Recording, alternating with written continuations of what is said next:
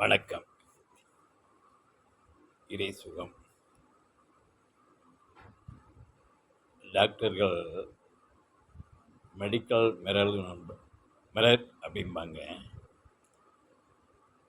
அது சில சமயம் ஃபைனல் சொல்லப்பட்ட நோயாளியும் பிழைத்துக் கொள்வான். இது அவங்களே ஆச்சரியப்படுவாங்க. மிக சிறந்த மருத்துவர்களும் ஆச்சரியப்படுவார்கள். எப்படி அப்படிங்கிறது. இது அந்த உண்மை நிலை என்னன்னா, அந்த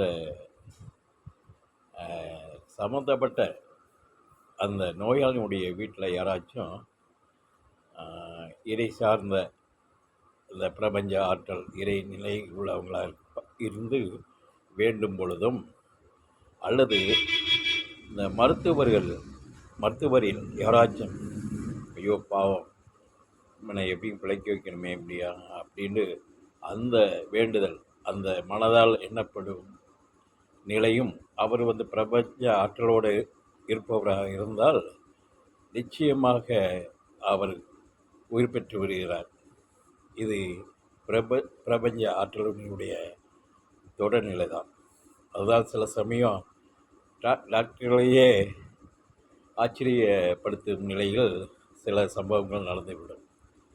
இதுக்கும் இறை தொடர் தான். இது ரொம்ப நேர்த்தியான ஒன்று, ரொம்ப உன்னதமான செயல். ஏன்னா சிறந்த மருத்துவர்கள், உயர்ந்த மருத்துவர்கள் தான் ஃபைனல் சொல்லுவாங்க. அந்த ஃபைனலில் போய் நின்று அவங்க ஃபைனல் சொல்லும்போது அவங்களுடைய மனதே சங்கடப்படும். ஃபைனல் படுத்தும்போது குழுவாக போவாங்க. போய் பண்ணி முடிவு சொல்லும்போது ஃபைனல் தான் அது. அதுலேயும் அவர் பிழைத்து விடுகிறார் என்றால் உண்மையில் அது என்ன நிலை என்றால் அது பிரபஞ்சத்தினுடைய ஆற்றல் இருந்தால் அந்த இறைஞ்சும் அந்த அவரை பற்றி எண்ணப்பட்டு வேண்டிக் கொள்ளும் நபர் ஆற்றல் உடையவராக இருக்கும்போது நிச்சயமாக அவர் பிழைத்துக் கொள்கிறார்.